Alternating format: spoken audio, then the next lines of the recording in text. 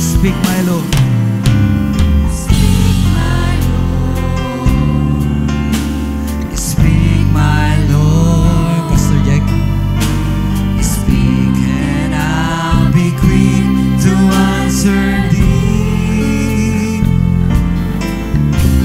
Speak, my Lord. Speak, my Lord. Speak and I will answer, Lord. Let's sing one more time. Speak, my Lord. Hallelujah. Speak, my Lord. Yes, speak to us, Lord God. Speak, My Lord. Speak And I'll be quick. Yes, Lord. It's our prayer. Hallelujah. Speak, my Lord. Yes, speak, my Lord. Speak and I will answer, Lord. Send me. Amen and amen. Hallelujah. Ito ba ang ating desire sa gabing ito, mga kapatid? Ang Diyos ay maging malaya muli na mangusap sa ating mga puso. At ang ating mga puso ay handa rin ba na magsabi, Here I am, Lord. At kami, Panginoon, hallelujah, ay susunod sa iyong mga kalooban sa uling mga araw na ito. Let us pray. Panginoong Diyos na banal, dakila sa lahat, muli kami ay nagbabalik sa iyo ng kapurihan, pasalamat, pagdakila sa gabing ito. Bayaan, Panginoon, na bisan pa ang aming mga puso, O Diyos, na nagagalak at nag-uumapaw ang kagalakan mula sa iyong presensya. Sa mga salita mo, O Diyos, na nag-ahari sa aming mga puso.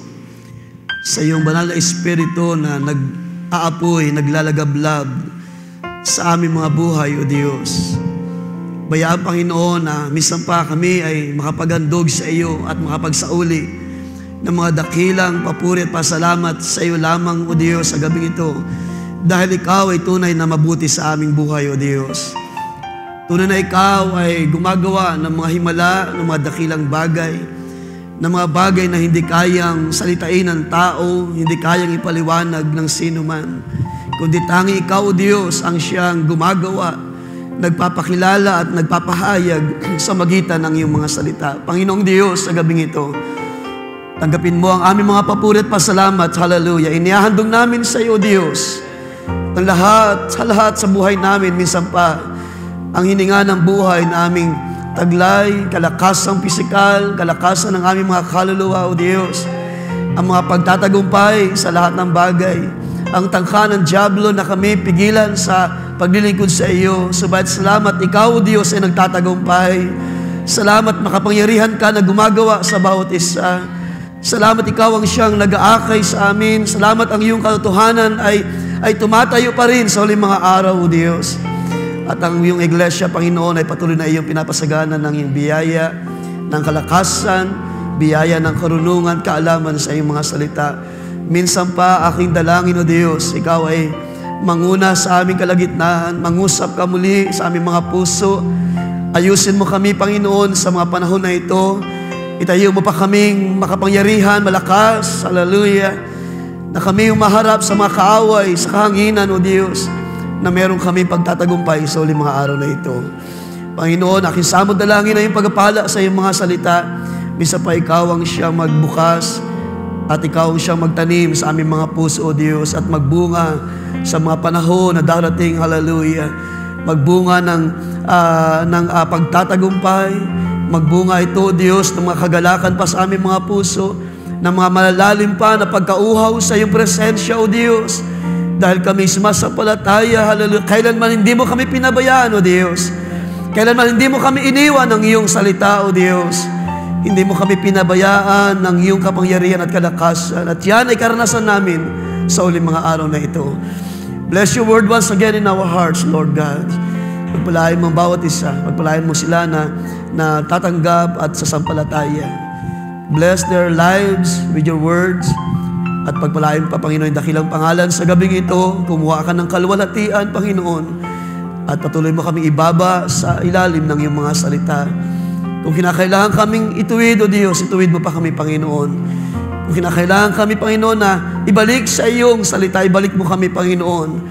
Kung meron pa kaming mga bagay, Panginoon, na hindi pa namin na isasagawa, O Diyos, tulungan mo kami. May lakad pa, Panginoon, ang aming buhay na ayon lamang sa iyong katotohanan, sa iyong salita sa uling mga araw na ito. Pagpalain ng bawat isa at bayaan, Panginoon, ikaw ang siyang may taas sa aming kalagitnaan. Pagpalain mo, Diyos, at pagpatawad pa ang aming mga pagkukulang sa iyong harapan.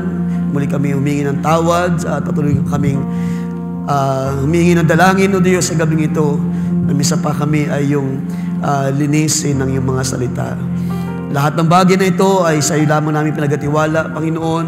Inaangkin ng pagkatagumpay na meron ka ng inilaan na mabubuting bagay sa bawat isa. Ang lahat ng ito sa tanging pangalan lamang ng Panginoong Kristo Jesus. Everybody say amen and say amen. Ating palapakan ng Panginoon muli. And we say praise the Lord. Purihin ang Diyos sa kaniyang kadakilaan sa gabing ito.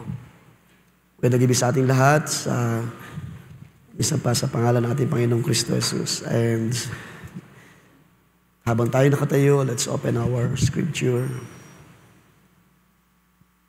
Just want to give an exhortation mula sa aklat ni Daniel. Ating puntahan ang Book of Daniel, chapter 1.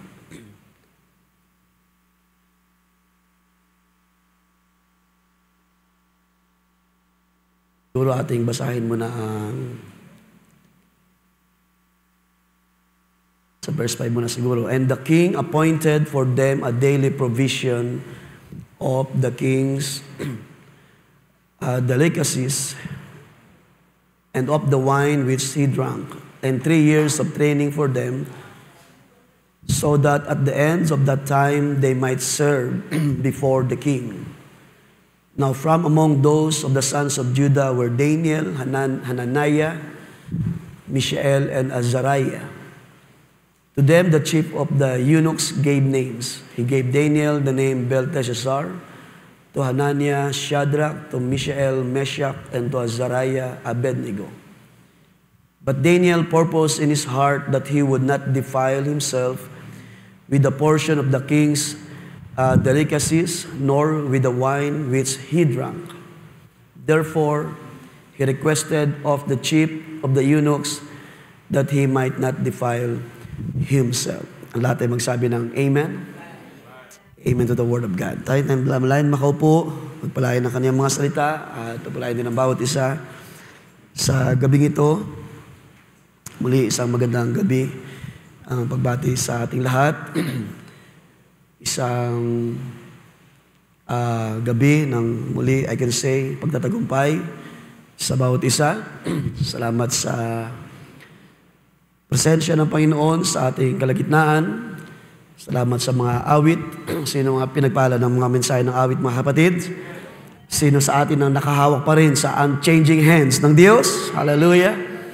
At yan ay pinapatunayan niya sa ating kalagitnaan na ang sino man na nakakapit, nakahawak sa kamay ng Diyos, sa kapangyarihan ng Diyos, sa kapangyarihan ng salita ng Diyos, ay mayroong buhay na testimony. Mayroong buhay na patotoo na may ginagawa ang Diyos. Ang Diyos ang tumutulong sa atin sa lahat ng ating mga pangangailangan.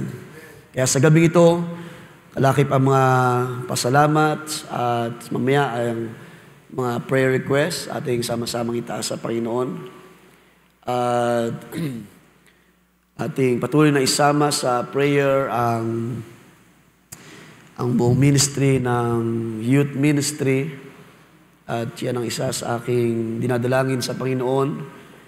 Ang Diyos ang tulad nga ng ating narinig kanina, ang dalangin ni David na nawa ang Espiritu ng Diyos ay huwag umalis at tumigil sa pagkilos sa kalagitnaan ng mga kabataang ito. I just pray na ang Diyos ang patuloy na umabot sa kanilang lahat, sa ating lahat, sa gabi ito. At patuloy natin sama sa prayer ang bawat isa.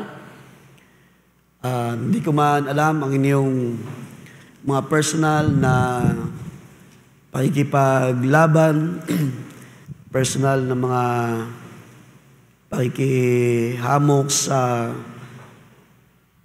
pananampalataya na ito. But I just pray sa gabi ito na dagdagan pa tayo ng Diyos ng ibayong lakas, kapangyarihan, kalakasan, upang maging realidad sa atin mga kapatid, ang sabi ni Pablo, na ginawa tayo ng Diyos na higit pa sa mapagtagumpay. Meron ba tayong desire sa ganung bagay mga kapatid? Sino sa inyo ang nagdi-desire na makita ang inyong mga sarili more than conquerors? Huwag niyo kalimutan, ang ating kalaban ay hindi nakikita, ang ating mga kaaway ay mga espiritu sa kahanginan, at ang kanyang na siya ay meron din taglay, nakapangyarihan sa kanyang sarili.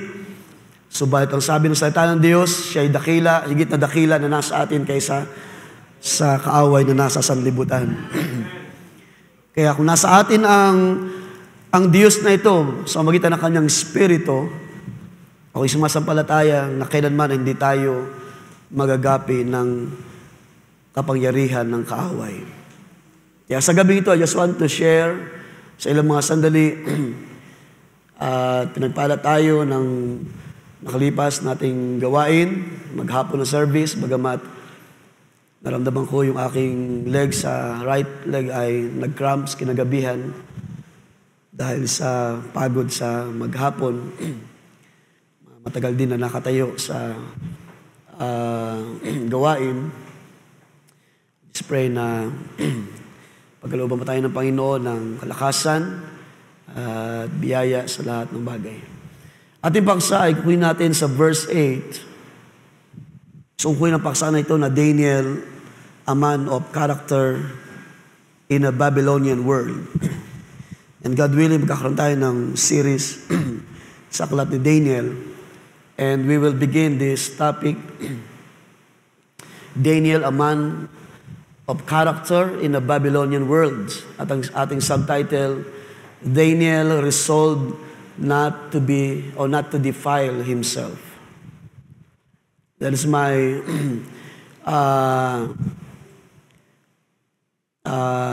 prayer, desire sa gabing ito.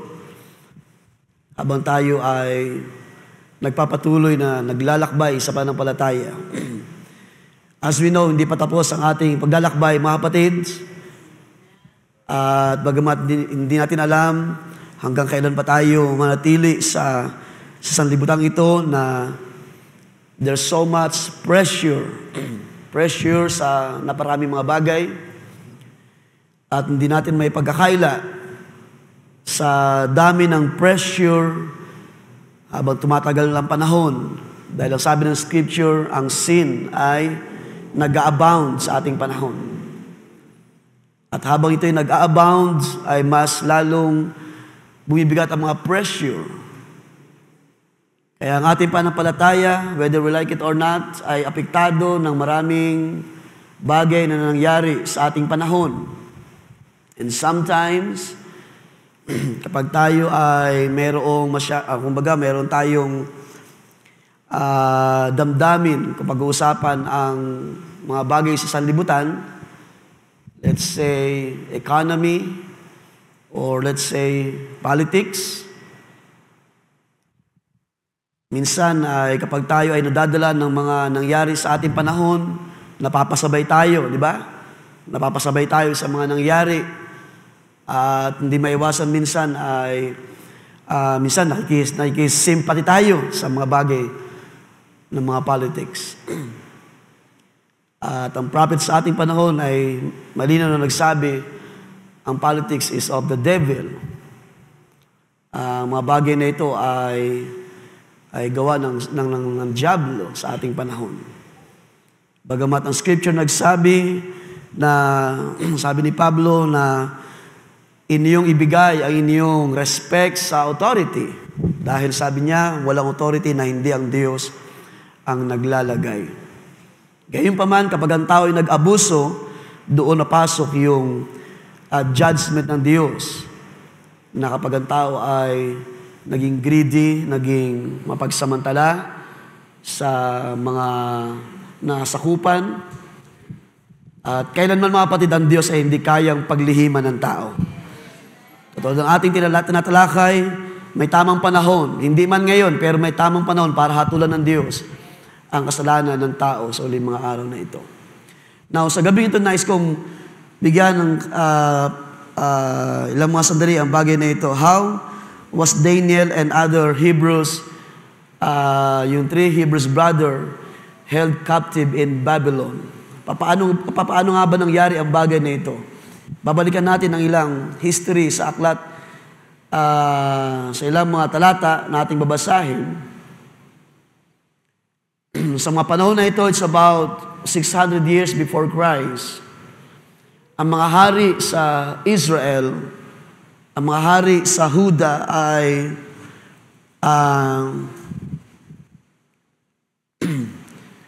ang bayan ay dinala ng mga haring ito sa paghatol ng Diyos sa magitan ng mga kasalanan ng mga hari na lumitaw sa panahon na iyon. Ang mga hari na si Jehoiakim, pinalitan ni Jehoahaz, and then pumalit si Jehoiakin, yung isa Jehoiakim, and then pinalitan ni Jehoiakim ulit. And then, later on, pumalit si Zedekiah. At ang sabi ng scripture, mga kapatid, lahat sila ay gumawa ng mga evil sa harapan ng Diyos. We can read in 1 Kings chapter 15, verse 26. Lahat sila ay gumawa ng mga masama sa harapan ng Diyos. And it's no wonder, sa mga panahon na ito, sa panahon na naghari itong si Jehoiakim, about 600 years before the time of Christ, ay pinahintulot ng Diyos ang haring Nebuchadnezzar ng Babylon na sakupin ang Jerusalem.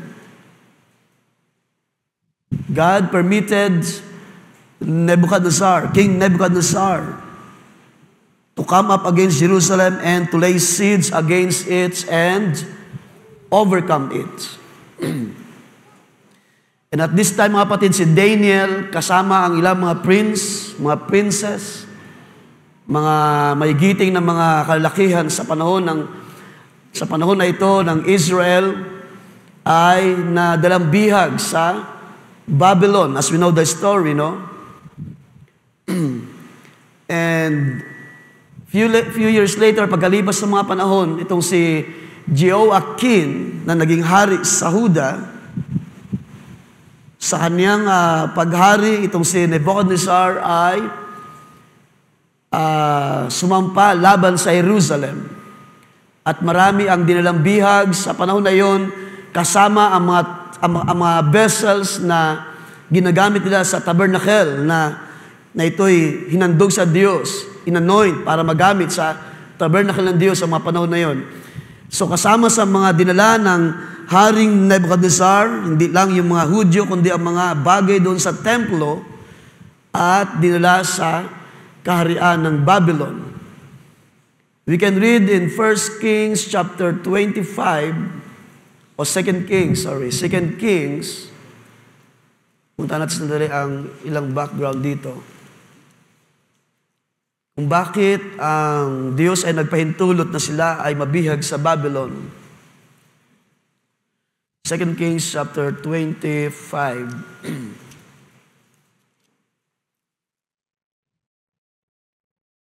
Ating basahin from verse 1. Now it came to pass in the 9th year of his reign, in the 10th month, on the 10th day of the month, that Nebuchadnezzar, king of Babylon, and all his army came against Jerusalem and encamped against it, and they built a siege wall against it all around. So the city was besieged until the 11th year of King Zedekiah. By the ninth day of the 4th month, the famine had become so severe in the city that there was no food for the people of the land. So nagkaroon ng matinding gutom sa panahon na yon. Then the city wall was broken through, and all the men of war fled at night by way of the gate between two walls, which was by the king's garden, even though the Chaldeans were still encamped all around against the city, and the king went by way of the plain. But the army of the Chaldeans pursued the king, and they overtook him in the plains of Jericho. All his army was scattered from him. Sino yung hinahabol ng mga Chaldeans? Si King Zedekiah. So they took the king and brought him up to the king of Babylon at Riblah, and they pronounced judgment on him. Then they killed the sons of Zedekiah before his eyes. So grabe yung naranasan ng mga Hudyo sa panahon na yan ni Nebuchadnezzar. Sabi diyan, put out the eyes of Zedekiah. Kinuha yung dalawang mata ni Haring Zedekiah, bound him with bronze fetters, and took him to the Babylon. So hindi biro mga kapatid yung pagpasok ng mga kaaway sa Jerusalem. At hindi rin biro mga kapatid ang judgment because of the sin of the Israel. Yung kanilang laging pag-provoke sa Diyos, yung lagi nilang minumungkay ang Diyos sa galit, not believing, not keeping the word, His statutes. At ang Diyos ay dumating sa punto na ang Diyos ay totoong nagalit sa bayan at nagpadala ng judgment through Babylon, through the king Nebuchadnezzar. At nakakalungkot ang bagay nangyari kay Zedekiah sa kanyang mga anak, pinatay. Kinuha ang kanyang dalawang mata, dinuot ang kanyang dalawang mata, sabi diyan, at siya'y tinalian ng bronze fetters at dinala sa Babylon.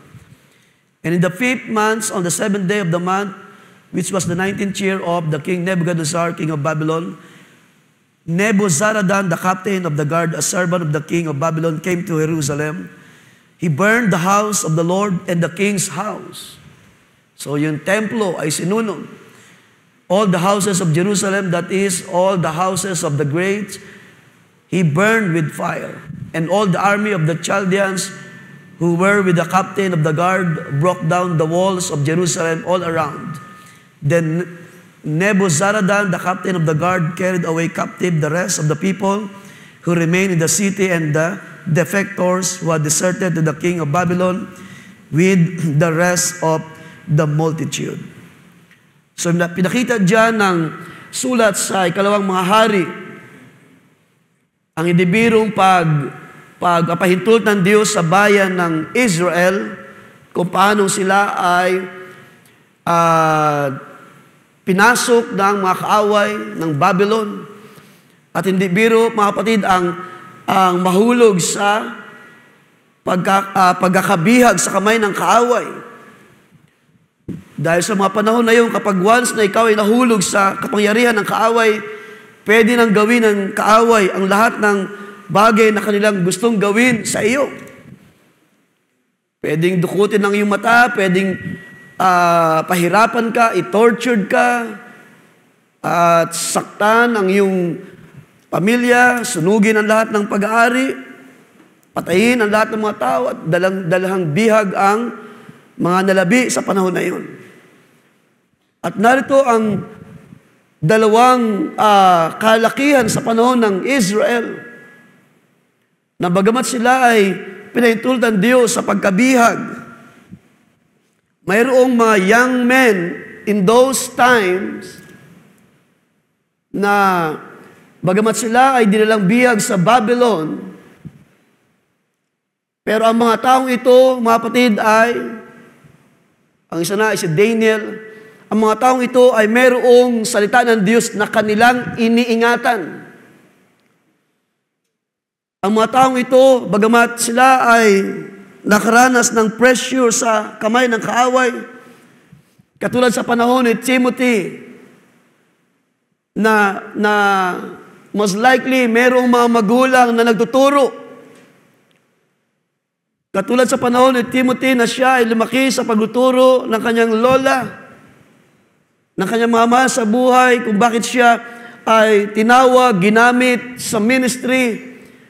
May bagay na naitanim sa kanyang puso, iningatan sa kanyang puso hanggang sa siya ay gamitin ng Diyos sa panahon ni Paul. At hindi ako magtataka, even sa panahon ni Daniel, I believe mayroong mga magulang na nag-guide sa mga kabataan na ito kay Daniel at dun sa 3 Hebrew brothers. And perhaps, ang mga kabataan na ito ay palabasan ng Scripture. Maaaring nabasa nila ang mga sulat ni Jeremiah or narinig ang mga pangaral ni Jeremiah na tinawag na weeping prophet sa panahon na yun. At iningatan ang bawat prophecy ng mga lingkod ng Diyos sa panahon na yun. Like Jeremiah. So mayroon silang tinanggap na biyaya sa Diyos ng karunungan ng salita ng Diyos. At bagamat majority ay nag-reject sa salita ng Diyos, majority ng mga Hebrews ay tumatalikod sa mga kautusan ng Diyos. Ang ilan ay nagpo-provoke sa Diyos. Ibig sabihin, sinasadya na gawin ang kasalanan. Subalit mayroong mga tao, mayroong even mga kabataan na kahit mayroong mga nag-reject sa Diyos, may mga nag-iingat pa rin ang salita ng Diyos. Nandyan ba kayo mga kapatid sa gabing ito? Bagamat harap-harapan na ang Scripture sa ating panahon, ang truth ay nare-reject, tinatalikuran ng mga tao, pero nandyan kayo na tumatanggap at tumanggap ng tama na kapahayagan at iniingatan ang bawat salita ng Diyos sa ating panahon. Hallelujah!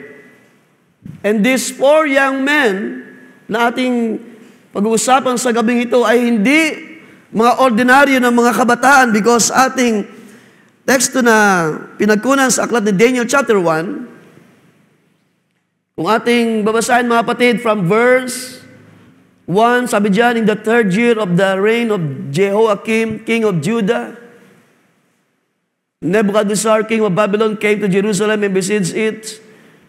And the Lord gave Jehoiakim, king of Judah, into his hands. So, pinahintulot ng Diyos. The Lord gave Jehoiakim, king of Judah, into the hands of Babylon. Bakit ang Diyos nag-permit, nag-allowed? Because of sin of Israel. Because of their attitude, their character. Kaya ang ating pasasagabing ito ay napakahalaga. Itong si Daniel, na mayroong character ng Diyos, a man of character, na nagkaroon ng pagkakataon to live in the Babylon world. Pero bagamat nandun sila sa Babylon, mayroong salita sila na tinanggap sa Diyos, mula sa Diyos, at ito yung kailang iniingatan sa mga panahon na yun. At mamaya makikita natin how this character saved these people, these young men. So dinala silang biyag, sabi diyan, with some of the articles of the house of God which he carried into the land of Shinar to the house of his God, and he brought the articles into the treasure house of his God. Then the king instructed Aspenaz, the master of his eunuchs, to bring some of the children of Israel, and some of the king's descendants, and some of the nobles. Kaya sinabi ko na itong si Daniel and these 3 Hebrew brothers ay hindi po mga ordinary na mga young people in their generation. Sila ay mga anak ng mga hari, sila ay mga noble sa panahon na yon. Ibig sabihin, may mga karunungan sila.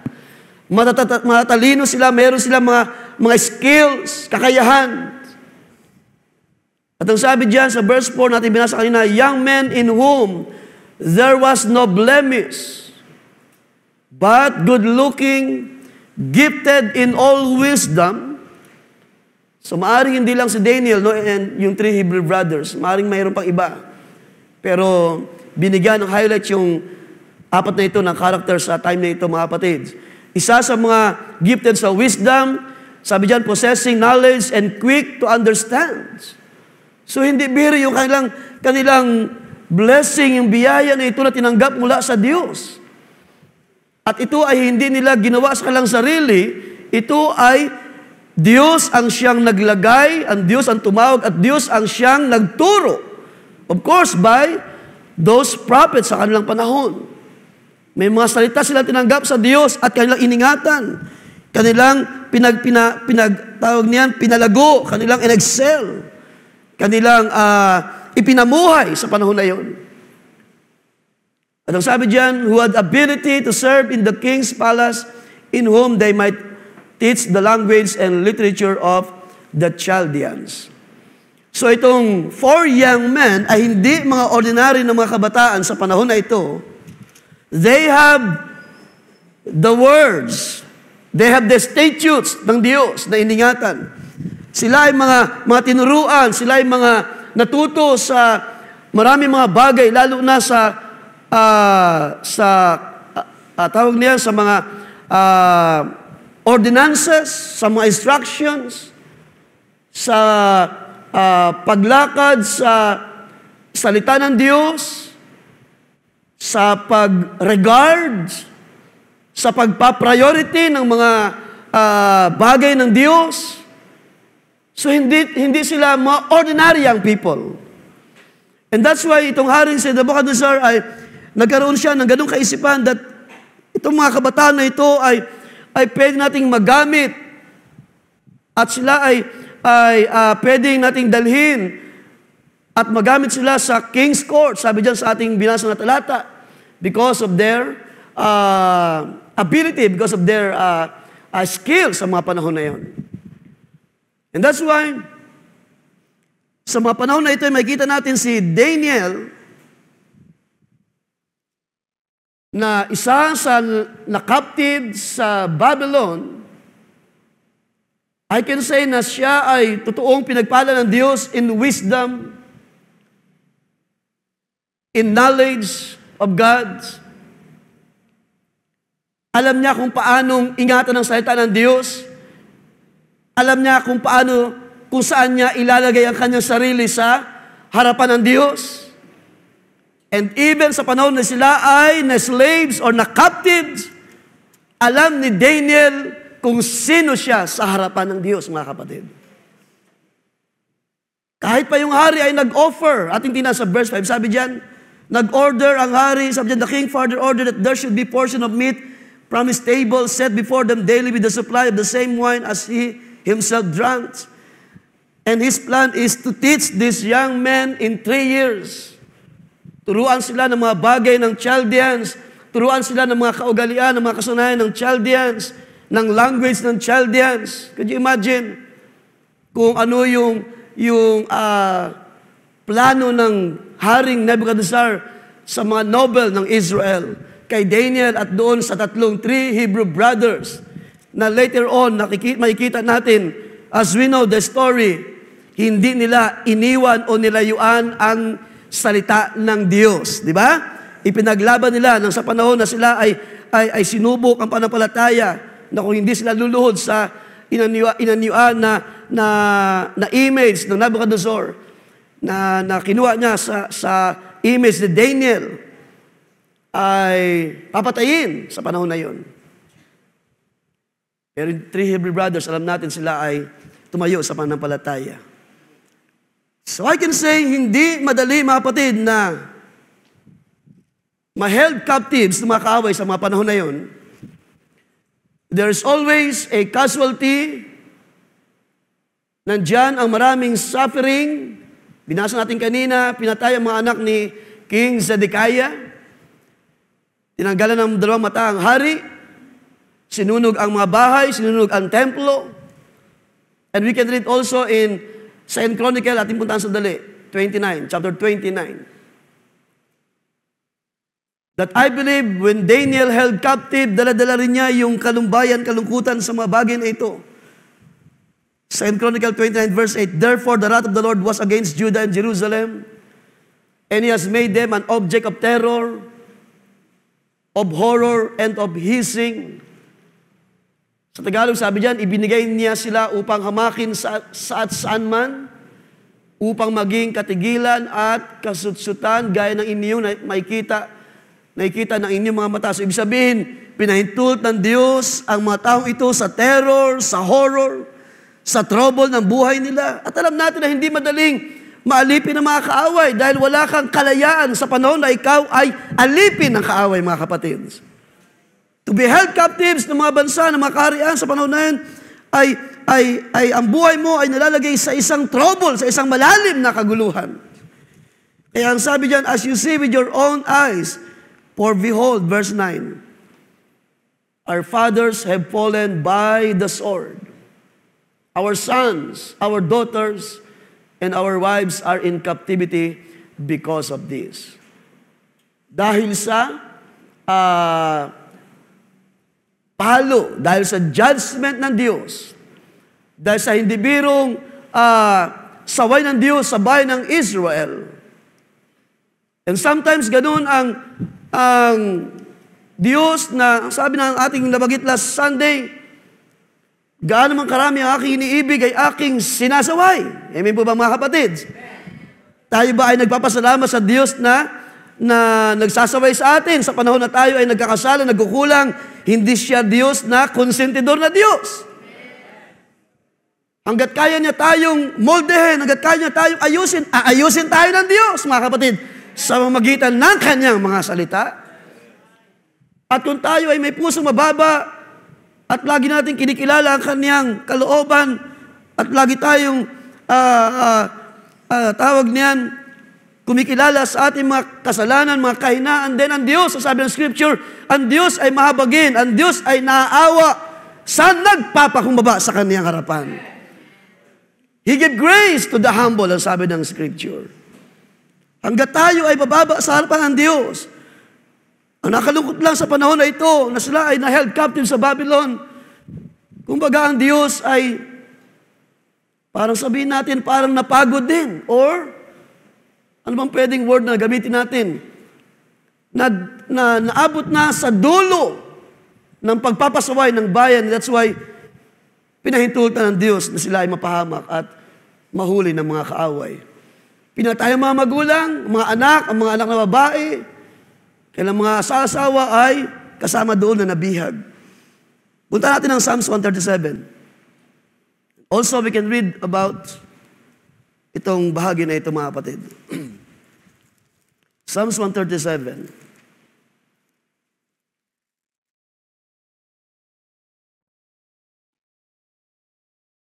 Para makita natin gaano ang hirap na naranasan ng bayan ng Israel. Sa verse 1, by the rivers of Babylon, there we sat down. Yes, we wept when we remembered Zion. So ito yung panahon na sila ay na-held captive. Dahil hindi sila taga-Babylon, ang kanilang damdamin, ang kanilang desire, naaalala nila ang Zion, naaalala nila ang presensya ng Diyos doon sa Jerusalem. Naalala nila kapag ang Diyos ay nangungusap, kapag ang Diyos ay nagtuturo, nagpapaalala.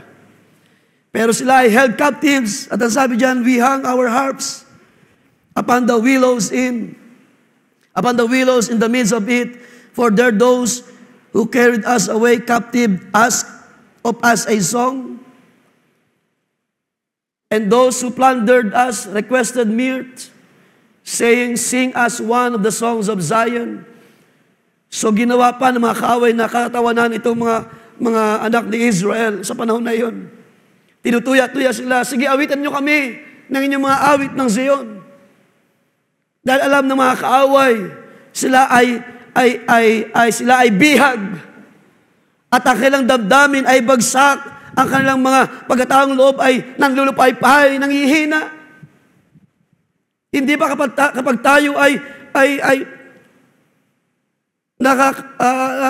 tawag niya, napapailalim sa mga gawa ng kaaway. Tayo nakaramdam ng panghihina at tayo nakaramdam na tayo ay pinanghinaan ng loob sa mga panahon na tayo ay nagkukulang sa Diyos. Sa panahon na tayo ay nasasaway, tinuturuan, pinapalalahanan. Pinapahintulot tayo ng Diyos sa iba't ibang uri ng situation.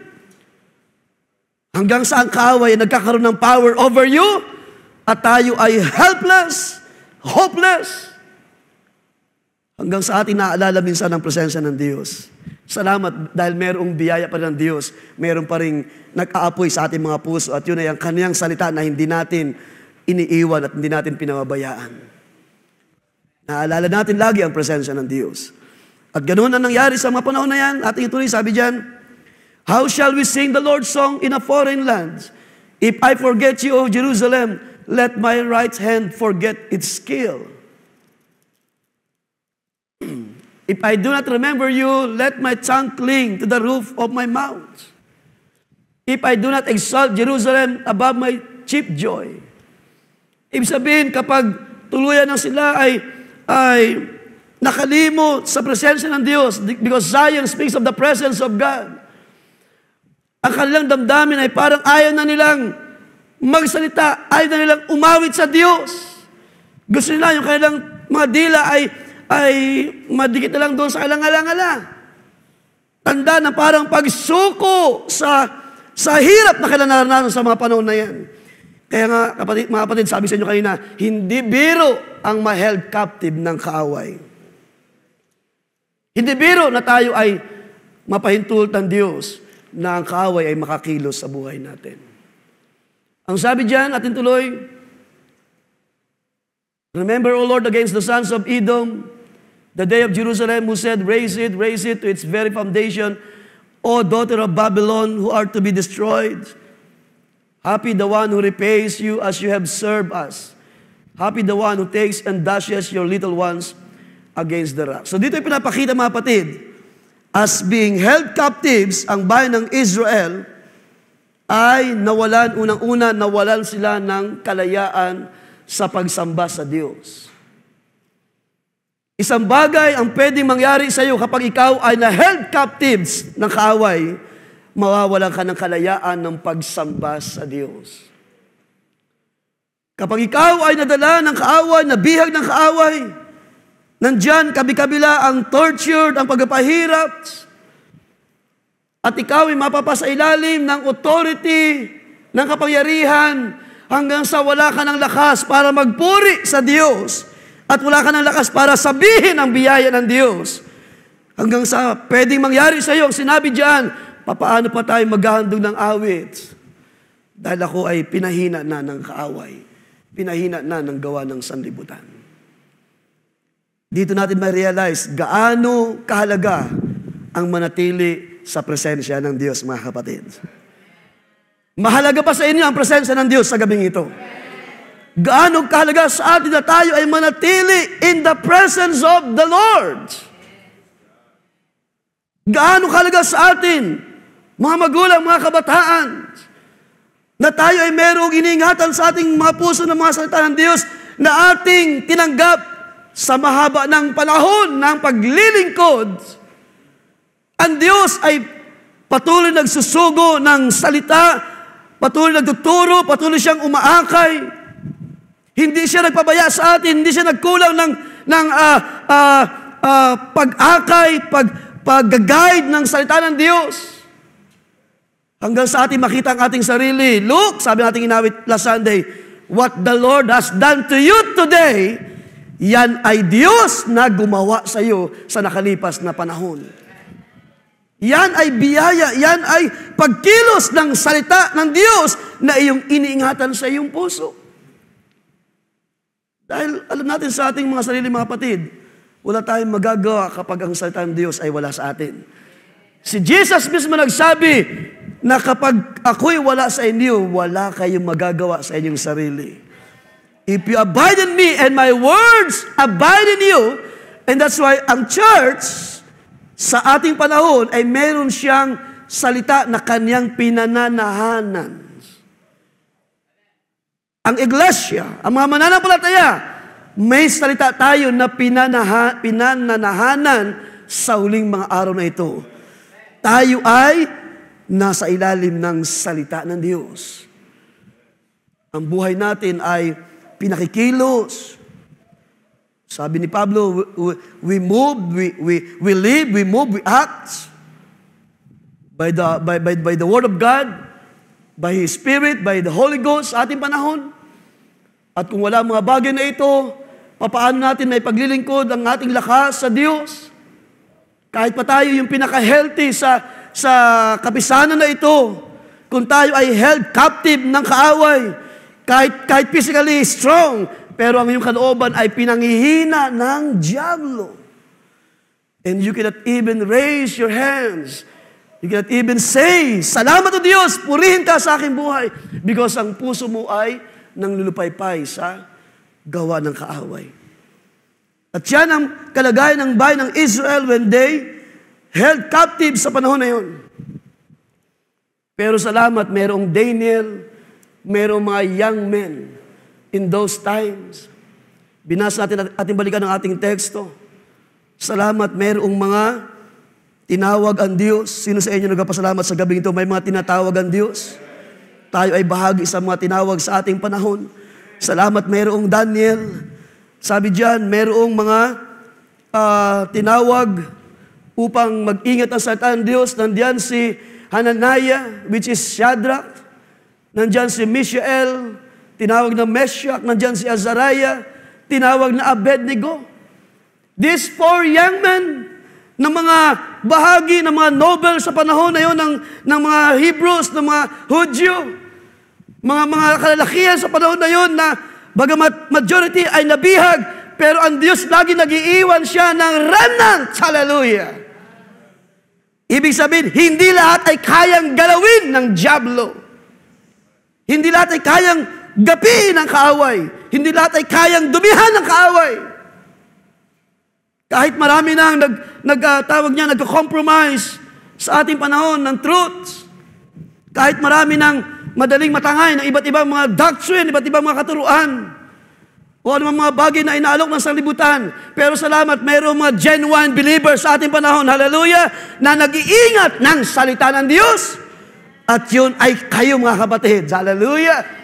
Kayo ng mga sinelyuhan ng Espiritu Santo ng Diyos.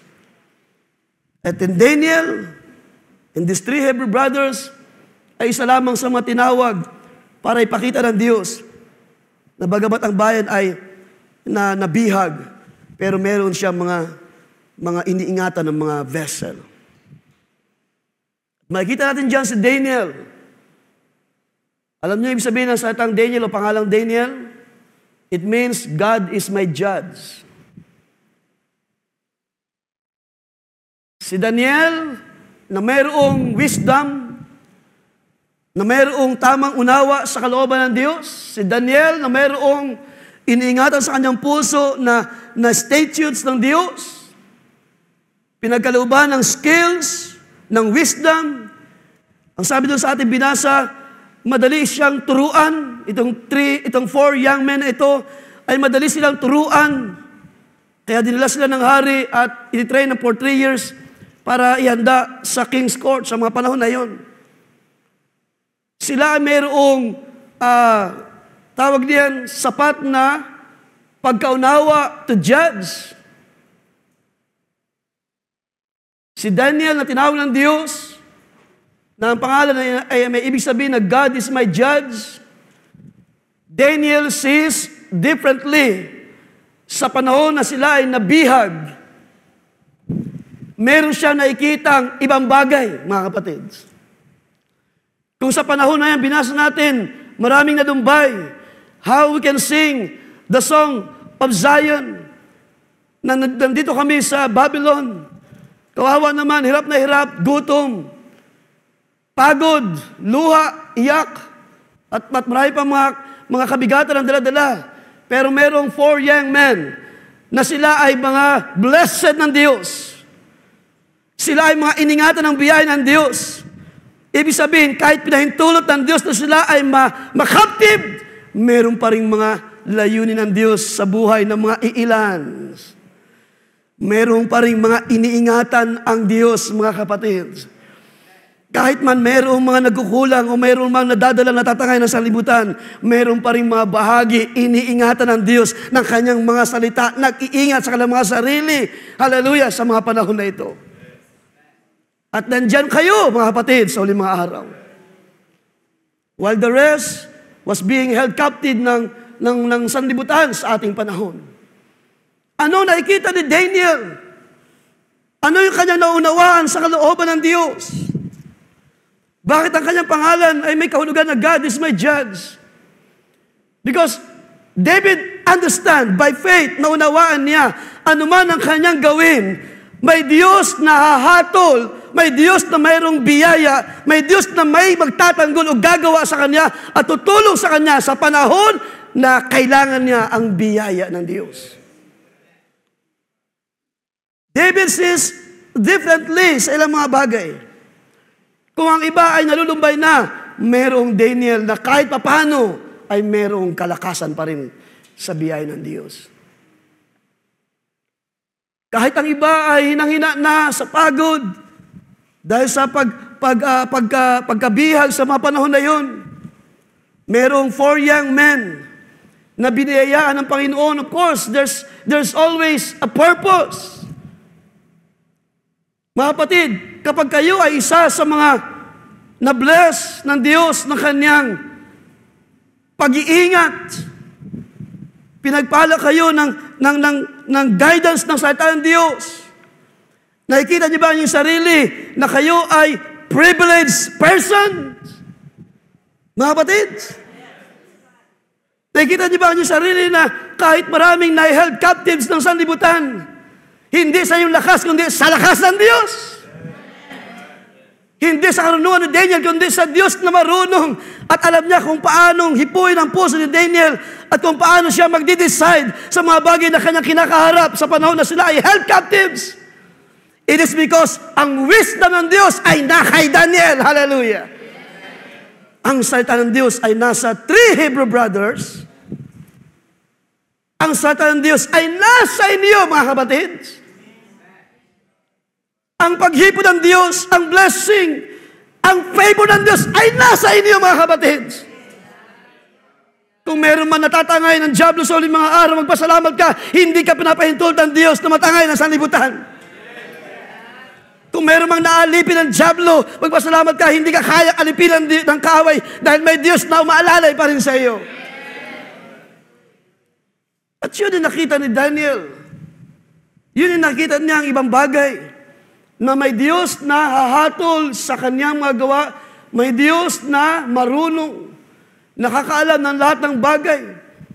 Kaya kahit gaano kaganda ang offer ng hari, sa panahon na sila ay ma-held captives, maaring sa paningin ng iba ito ay, sabihin natin sa term ng sanlibutan, tawag niyan, sila ay binibigyan ng pabor or parang sila ay mga espesyal sa paningin ng Haring Nebuchadnezzar. At yung mga hindi masyadong skilled, hindi masyadong matatalino, marunong, maaaring nandun sa dungeon, nandun sa mga pagpapahirap ng mga kaaway. Pero itong 4 na young men na ito na biniyaan ng Diyos ng pagkakataon to see different things, in spite na sila ay captives. Now, gusto ko rin tinan yung mga kapatid habang tayo nagpapatuloy.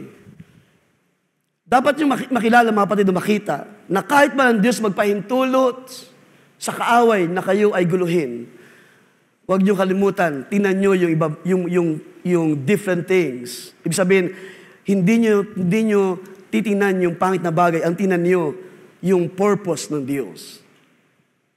Kung bakit minsan pinapahintulot ng Diyos na tayo ay galawin ng kaaway in sicknesses, kahirapan sa laman, kakaramdaman, huwag kayong manglipay-pay. Ang tinan niyo, ang purpose lagi ng Diyos. Ang lagi niyong bantayan, ang Diyos na hindi nagkulang, ang Diyos na nanatiling makapangyarihan by His Word.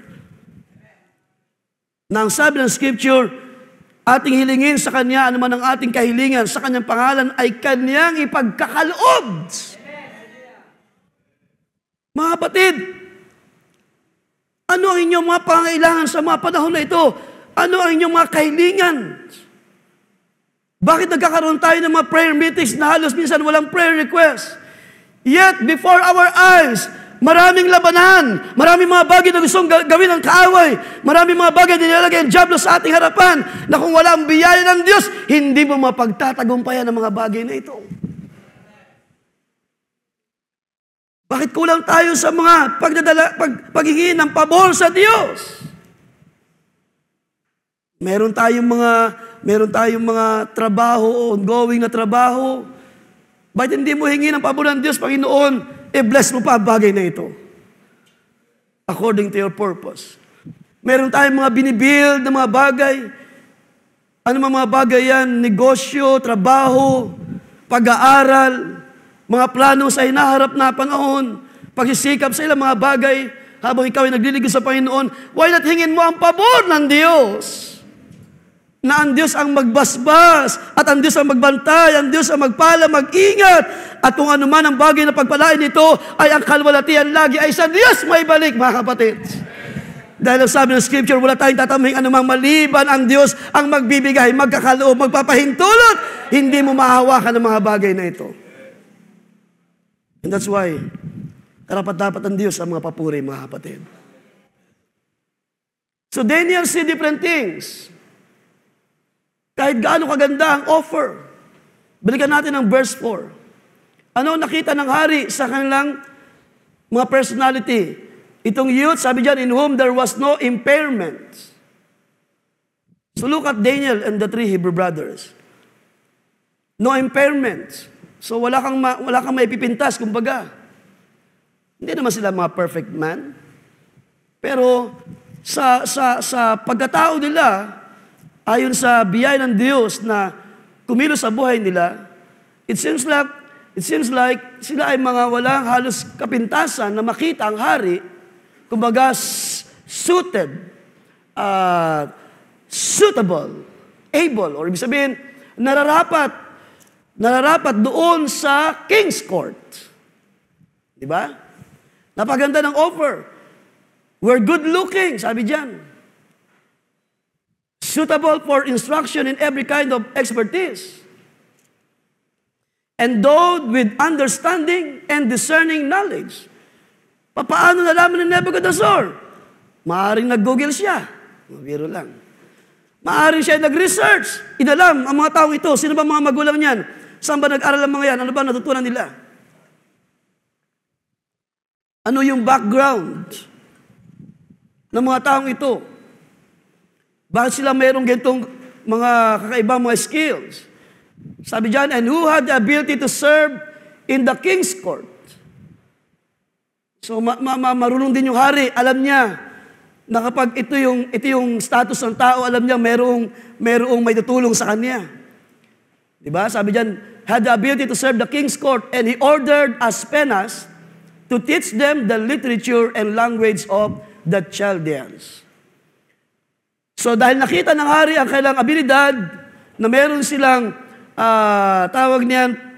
meron silang kakayahan to stand in the king's court, ibig sabihin, ang haring Nebuchadnezzar ay makikinabang sa kanilang mga karunungan, magagamit sila sa kaharian ng Babylon.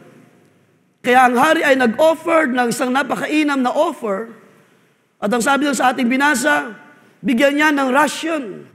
Verse 5. Binigyan sila ng daily ration from the king's choice food and from the wine which he drank. Nandyan ang opportunity sa harapan ni Daniel at ng three Hebrew brothers. Hindi ba napagandang privilege na kahit na held captives ng kaaway, ay nasa magandang position. Diba? May sapat-sapat na pagkain na inaalok. Maaring sa ating pampanahon ay fully furnished ang tutuluyan ng mga taong ito. Kompleto sa lahat ng bagay. Napaganda ng offer ng hari. But Daniel sees different things, mga kapatid. Kapag ang Diyos na tumawag ay gumilos at gumawa sa iyo, siya ay gagawa according to His Word. And by His Word alone, makikita mo, there are different things na ipapakita ang Diyos sa iyo. Kahit gaano kaganda ang offer ng sanlibutan, ang makikita mo pa rin ay ang plano ng Diyos sa buhay mo. Kahit gaano kaganda ang inaalok ng mga bagay sa lupa, yung biyaya ng karunungan, ng plano ng Diyos, ay yun pa rin ang mananaig sa iyong puso. Hindi mali na tawag niyan, humakbang tayo sa isang bagay na kung ang Diyos ang magkakaloob, kaya nga lagi ang sinasabi, loobin ng Diyos. Sino sa inyo ang nag-exercise ng bagay na yan? Kapag meron kayong i-desisyon ng isang bagay, loobin ng Panginoon. Kapag meron kayong gustong gawin, loobin ng Panginoon. Ibig sabihin, kung ito'y kalooban ng Diyos, then so be it, Lord. Kung ito ay bahagi ng plano mo, then so be it, Lord. Panginoon, may plano akong ganito. Ito'y aking pagkatiwala sa iyo, then so be it, Lord. Ibig sabihin, may Diyos na bahalang gumawa ng paraan. May Diyos na bahalang mag-ingat. May Diyos na bahalang magpala. Hallelujah. Minsan wala ka pang ginagawa. May Diyos na gumagawa na para sa iyo. Minsan hindi mo pa in-expect. Andyan na yung blessing, andyan na yung gustong gawin ng Diyos para sa iyo. Kaya nga sabi ng Scripture, hindi mo pa binubukhang yung labi, alam na ng Diyos ang iyong pangailangan. Hallelujah! Hallelujah! Hindi ka pa lumalapit, hindi mo pa binibigkas ang iyong labi. Sabi ng salita ng Diyos, alam ko na ang iyong kailangan. Pero mainam pa rin na sabihin natin.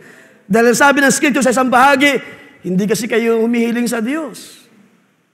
Diba? Sabi, si James ba yun? Sabi niya, na nagkakamali minsan tayo ng paghiling sa Diyos. Ang ating minsan ninihiling, yung ating mga kagustuhan, yung gusto ng ating laman, yung ating gustong maranasan sa buhay, at nakalimutan natin sabihin, Panginoon, mangyari ang iyong kalooban sa buhay ko. And that's the reason, kapag tayo ay nabigo sa isang bagay na ating inaasahan sa ating mga kagustuhan lamang, hindi sa kalooban ng Diyos, nagiging dahilan para tayo ay manghina sa pananampalataya. Naging dahilan para tayo ay unti-unting lumayo sa Diyos. At yan ang pandaraya ng kaaway. Kaya nga ang ating mga young people, ating sama lagi sa prayer na palaguin pa ng Diyos. One time nung sila ay aking meeting, Sunday afternoon, challenge ko ang mga young brother. Nasaan naman tinuro ng Panginoon sa inyo sa nakalipas na 10, 20 years? Supposed to be you're the pillar of this youth ministry. At hindi yung kayo pa laging inaakay, inaalalayan. Kundi dapat kayo, sabi ni Pablo, ay mga guro na, tagapagturo na, able to teach, able to counsel. Dapat mga MCs na, song leaders, hindi lamang musician, hindi lamang pako sa isang bagay na parang minsan ay ito na lang yung gusto natin gawin. Pero paano kung meron palang gustong gawin pa ang Diyos sa buhay mo? Minsan, ayaw nating sundin, ayaw nating lakaran, ayaw nating ihakbang ating pananampalataya because marami pa tayong plano sa mga personal na buhay. Pero titiyakin ko sa inyo, mga young people, kaunti lang yung mga young people dito, sa mga nasa bahay ngayon, titiyakin ko sa inyo, like Daniel and the 3 Hebrew brothers, na iningatan ng salita ng Diyos, hindi sila pinabayaan ng kanilang Diyos. Hindi rin kayo pababayaan ng Diyos na tumawag sa inyo kung kayo ay maglilingkod sa Diyos ng buong puso at ng buong lakas din niyo sa inyong buhay. So may nakita magandang bagay ang hari and that's why. Kumbaga pa sa ating panahon, napaganda ng resume ni Daniel. Siya ay, kumbaga ay tanggap agad sa position. Hindi pa nag-a-apply, tanggap na. Siya ay inihanda ng hari sa King's Court at anuman ang plano ng hari, yun ang kanyang nakita at sila tuturuan for 3 years. Pero iba yung kanyang nakita. Atin tuloy basahin yung verse 5. Tapos ilan to bago natin puntahan yung verse 8 sa ating text na binasa kanina. So ito yung offer. The king also allotted for them a daily ration from the king's choice food and from the wine which he drank. So pansinin niyo mabuti, yung pagkain na iaalok ng hari at inumin na alak na iaalok ng hari, ito yung kanyang pagkain. Pagkain ng hari, ibig sabihin special. At inumin ng hari, ibig sabihin hindi ito iniinom ng mga ordinaryong bahagi ng kaharian, ni ng mga sundalo, ni ng mga assistant doon, kundi isang napakainam na opportunity to eat the foods of the king, the food of the king. And to drink of the wine of the king. Napaganda ng offer, sabi niya, in order that they be educated for 3 years, at the end of which they were to enter the king's personal service. Subalit sa kabila ng magandang plano ng Haring Nebuchadnezzar, sa kabila ng magandang offer ng Babylonian world, ito yung pinapakita ng ating text na binasa. Daniel, a man of character in a Babylonian world. Kahit siya ay held captive, kahit yung three Hebrew brothers na kasama niya, held captives, salamat hindi nag-iisa si Daniel. Salamat meron siyang kasama na tatlo pa na magtatanggol sa panampalataya.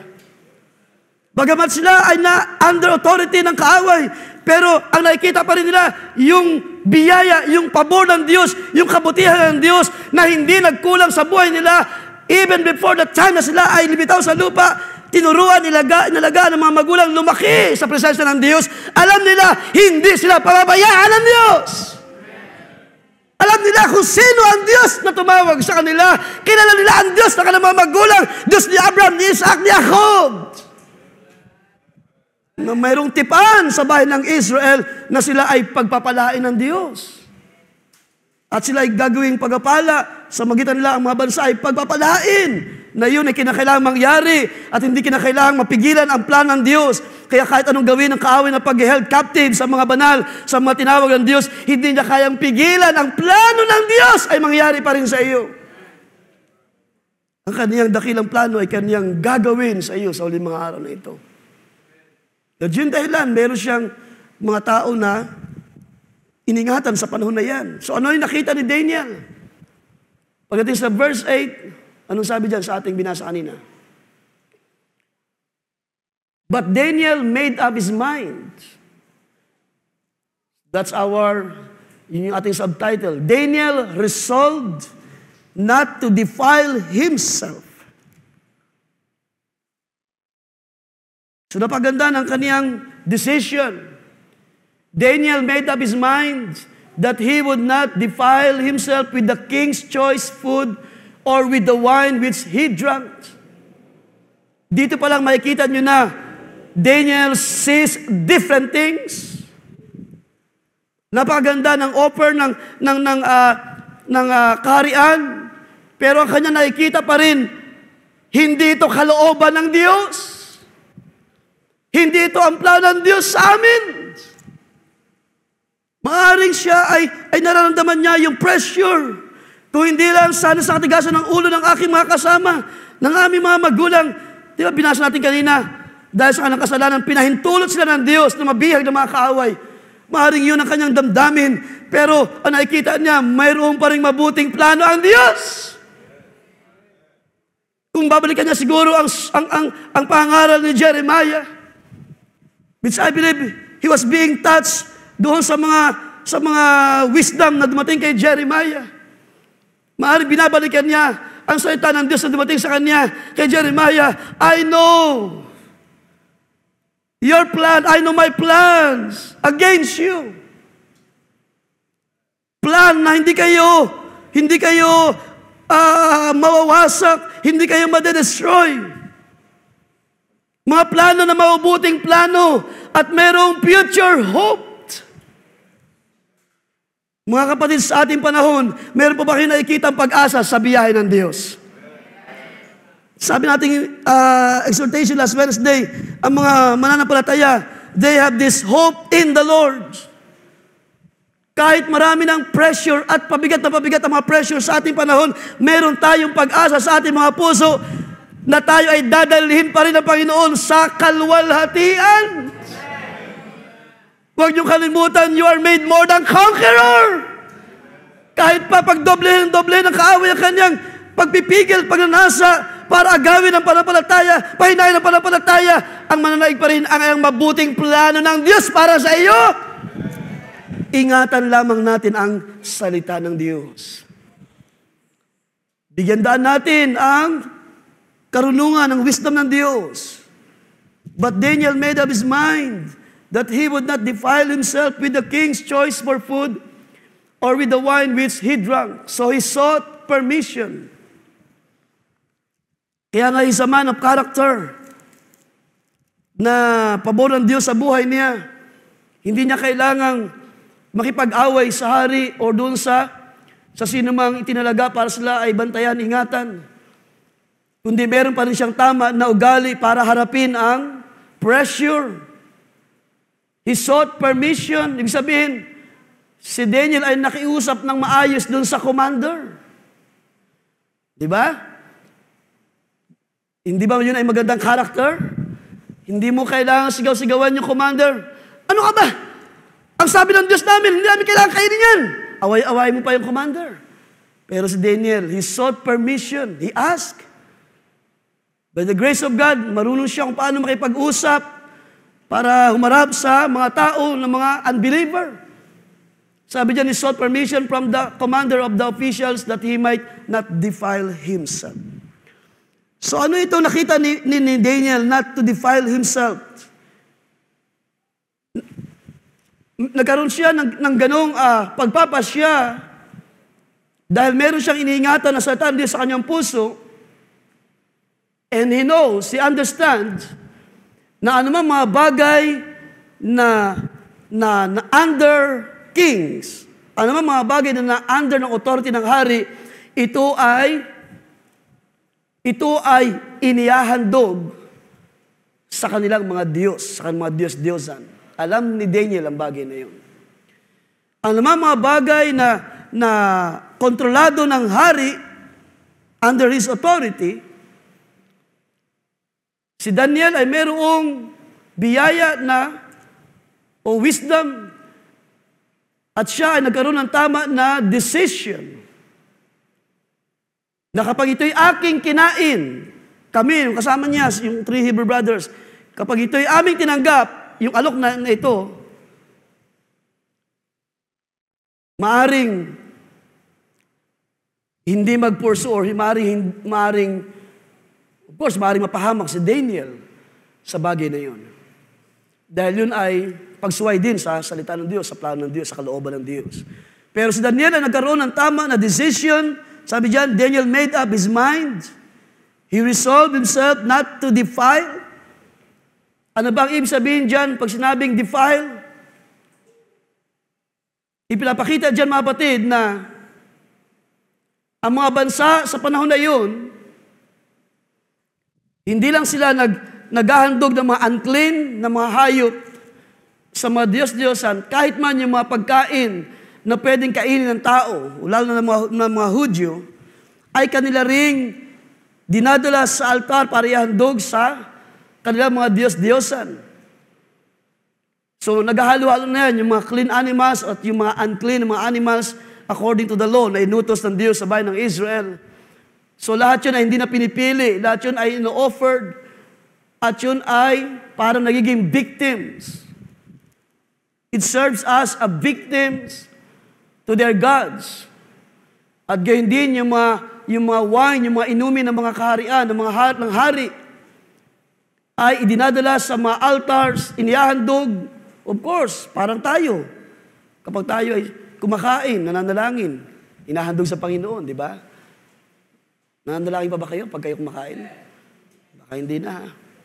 So hinahandog natin, Panginoon, basbasan mo sa isang prayer bago kumain. So parang ganun, inihahandog nila, binibigay sa kanilang mga Diyos-Diyosan. Pero si Daniel, sabi ko nga kanina, ay meron siyang ibang bagay na nakikita, at yung kanyang decision not to defile himself ay isang biyaya ng Diyos dahil kanyang iningatan ang statutes, ang mga instructions ng law ng Diyos, ng kautusan ng Diyos, meron siyang tamang decision na naiharap sa alok ng hari. At hindi nagkamali si Daniel sa bagay na yun. Isang bagay pa na magandang tingnan mga kapatid sa karakter ni Daniel. Si Daniel ay hindi isang tao na opportunist. Ano yung pag sinabing opportunist? Kapag meron diyang pagkakataon, ginagrab agad, di ba? Mga opportunista, sabi nga nila. Sa biyaya ng Diyos, si Daniel ay hindi isang opportunist. Hindi siya mapagsamantala. Hindi siya yung klase ng tao na madaling matangay ng mga bagay sa libutan. Kaya doon pa lang kay Daniel, wala pa yung 3 Hebrew, di ba natin pinag-usapan yung 3 Hebrew brothers? Kay Daniel pa lang ay makikita na tayo na character na inilagay ng Diyos. Na sa panahon ng pressure, mayroong tamang decision. Sa panahon nandiyan, ang alok na magdiablo ng kaaway ng mga opportunities sa sanlibutan, alam mo kung saan ka lulugar sa harapan ng Diyos, hindi mo igagrab lahat ng bagay. Kapag may alok na, let's say, sabihin natin trabaho, which is, kailangan naman talaga. Pero kung yung trabaho na ito ay magdadala sa iyo sa paglayo sa fellowship, maglalagay sa alanganin sa iyong pananampalataya, then why not iyong munang itabi at humiling sa Diyos ng pabor. At ang Diyos na mabuti ay handang magkaloob sa iyong pangangailangan. Ingatan mo lang ang kanyang salita, ingatan mo lang ang plano, ingatan mo lang ang kaisipan ng Diyos na mabuti para sa iyo. At yun ang makikita natin sa karakter ni Daniel. So meron siyang iniingatan.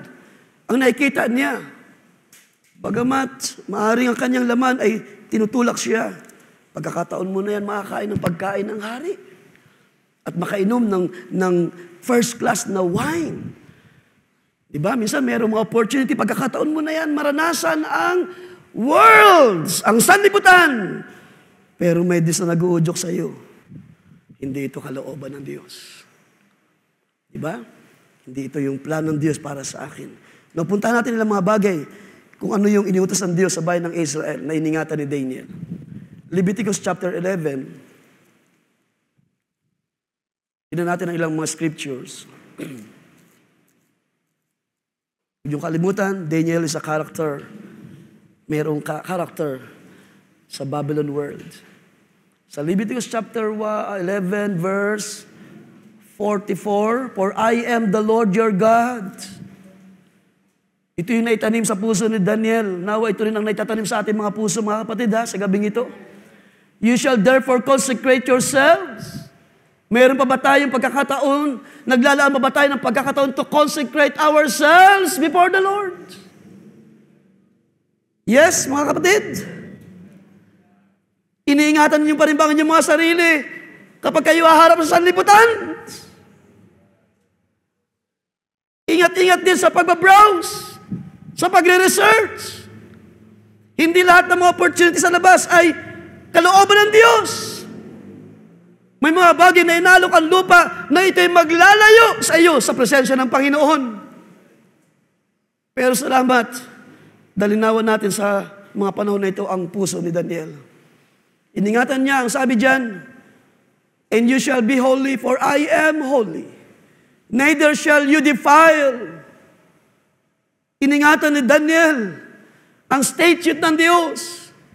Neither shall you defile yourselves with any creeping thing that creeps on the earth. Imagine nyo na lang yung pagkain ng hari na inalok dito sa 4 young men ng mga anak ng Diyos. Kahit gaano kasarap itong mga pagkain na niluto ng mga international chef sa panahon na yon, kapag ito'y hindi binasbasan ng Diyos, do not eat those things. Hallelujah. For I am the Lord who brings you up out of the land of Egypt to be your God. You shall therefore be holy, for I am holy. This is the law of the animals and the birds and every living creature that moves in the waters and of every creature that creeps on the earth. To distinguish, yan, verse 47. So ito yung law, ito yung statutes. Actually, mula pa yan sa mga unang mga talata. Para daw ano, kapag iningatan ni Daniel ang kanyang sarili, ating iningatan ang ating sarili, consecrated sa mga salita ng Diyos, sa harapan ng presensya ng Diyos, nagkakaroon tayo ng tama na kaisipan to decide. Kaya sabi ko sa inyo kanina, si Daniel ay hindi nagkamali sa kanyang decision not to defile himself, his own self, his life, dahil nga sa law, sa salita ng Diyos na kanyang iniingatan. Sabi diyan, to distinguish between the unclean and the clean, and between the animals that may be eaten and the animal that may not be eaten. So yun yung law na iningatan ni Daniel at yung 3 Hebrew brothers. sila ay binigyan ng wisdom to distinguish. To distinguish means para malaman. Tama ba sa Tagalog? Para malaman yung mali at yung tama. Kumbaga pa sa ating panahon. Kumbaga pa, sabi ni Pablo, na magkaroon kayo ng mga pagbabago ng inyong pag-iisip so that you may understand the perfect will of God. Amen po ba mga kapatid? So that you may know, sabi ni Paul, what is acceptable to the Lord. Kaya mahalaga yung wisdom, mahalaga yung karunungan ng Diyos, mahalaga yung pagtuturo ng Diyos, mahalaga yung guidance ng word of truth sa ating panahon. Magkakaroon ka na tama na decision. Hindi ka lagi grab ng mga opportunity. Hindi ka lagi, tawag niyan, tanggap ng mga salita ng tao. Lahat na lang ay pinakikinggan mo. Napaganda minsan ng advice ng isang pastor. Nakalimutan ko lang kung saan ko narinig sa isang magagawa yun. Nakasama natin. One time, nakikinig ako, nanood ako ng kanyang video ng preaching.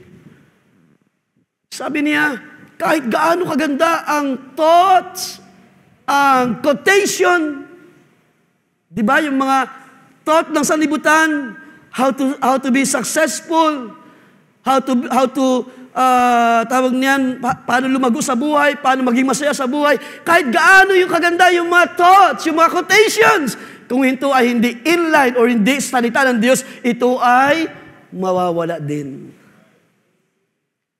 Yes, amen ba mga kapatid? Kaya minsan, sa Facebook, di ba?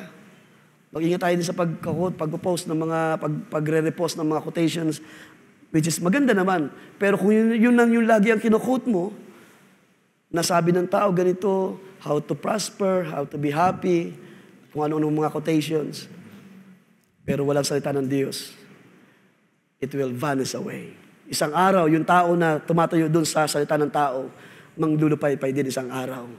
Pero yung tao na nabubuhay sa salita ng Diyos, kahit man mapagod, manghina, at kahit man ma-held captives ng kaaway, tatayo pa rin ang karunungan ng Diyos sa kanya. Meron pa rin siyang tama na wisdom na mula sa Diyos. At yun ang nangyari kay Daniel.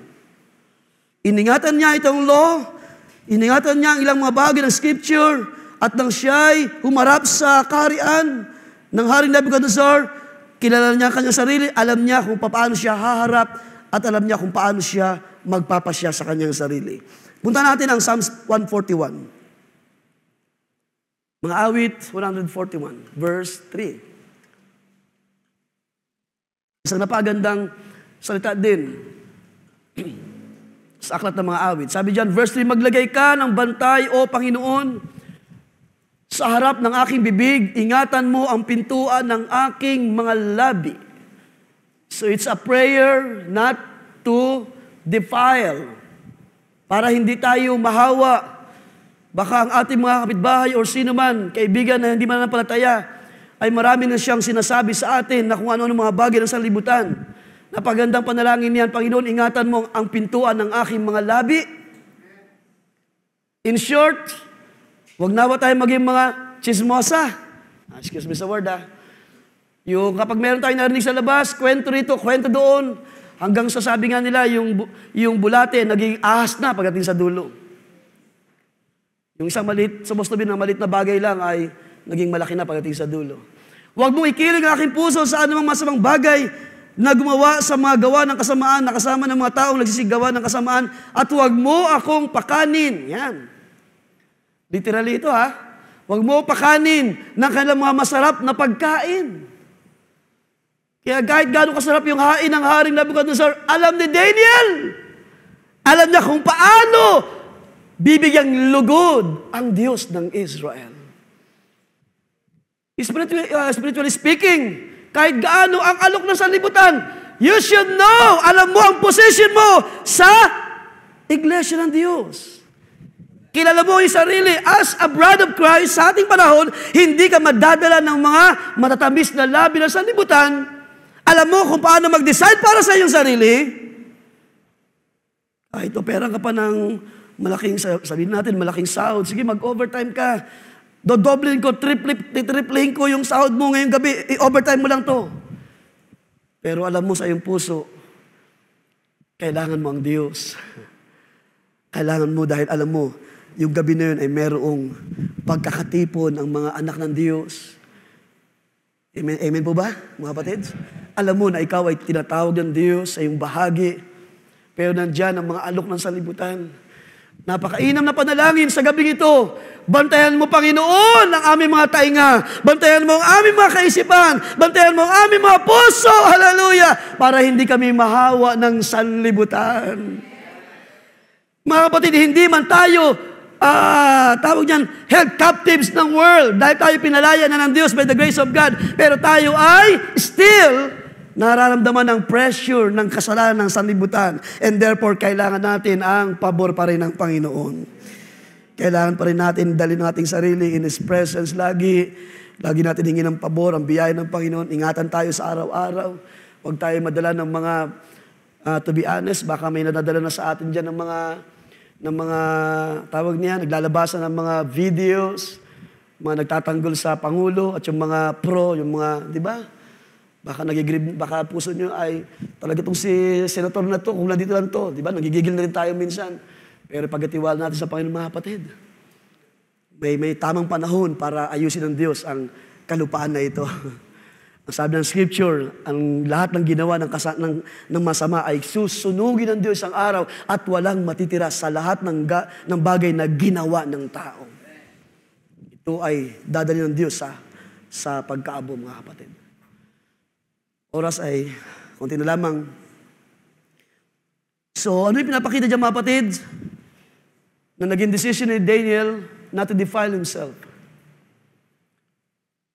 However, di lang ito tungkol sa pagkain, mga kapatid, no? Sabi nung sa verse na binasa natin, huwag mo akong pakanin ng kailang mga masarap na pagkain. Hindi lang ito tungkol sa material na bagay or sa mga pagkain, I mean. Pwedeng gamitin ng dyablo ang mga material na bagay, hindi lang mga pagkain, mga trabaho, mga bagay sa buhay na ito na inaalok ng sanlibutan na pwedeng dubaya sa atin at tayo ay malayo sa presensya ng Diyos. Huwag niyong kalimutan, mga kapatid, kontrolado ng Diyos lahat ng bagay at kaya ng Diyos balansehin lahat ng bagay. Magtiwala lang tayo sa Panginoon. Yung mga bagay na hindi natin kayang desisyonan o gawin, ipagkatiwala natin sa Panginoon, idalangin, idulog. At yung nga sabi ko sa inyo kanina, na parang hindi na tayo masyadong humingi ng panalangin sa Panginoon. Parang kumbaga ay stable na ba yung ating mga resources? Hindi ba magandang pakinggan isang panalangin na bagamat ito ay nagpa-prosper, Panginoon, pagpalain mo pang lubos. At anumang bagay na iyong pagpalain, ito ay maibabalik sa iyo ang kaluwalhatian. Hindi na natatapos ang ating mga dalangin kahit na nagpapatuloy ang bukal ng mga gawa ng Diyos sa ating kalagitnaan. Humibig pa rin, manalangin pa rin, bantayan ang ating mga puso, baka dinadaya na tayo ng ating mga puso at ating mga puso ay nauhulog na sa mga material na bagay. Kahit man tayo nasa loob ng fellowship, pero ang ating mga kaisipan nandun, tumatakbo. Diba? Inaagaw ng kaaway, kaya hindi tayo nag-enjoy sa presence ng Panginoon. So what is defilement? Defilement is, yung pagiging marumi, is the state of being impure, dishonored, or desecrated. Kung si Daniel ay nagkamali sa kanyang decision, ito yung kanyang kalalagyan. Siya ay magiging impure sa harapan ng Diyos, ang kanyang spiritual ay magiging dishonored sa harapan ng Diyos, at magiging isang parang desecrated. Sabihin, ito ay hindi na magiging kalugod-lugod sa harapan ng Diyos. To defile something is an act of great disrespect toward God or others. And mostly, ang kasalanan, sin, can defile a person. Kaya tama yung ating nabasa sa mga awit kanina, Panginoon, ingatan mo pa ang pintuan ng aming mga labi, yung ating mga bibig. Kaya ang sabi ni Pablo, ang inyong mga labi, ang inyong mga salita ay magkaroon ng biyaya.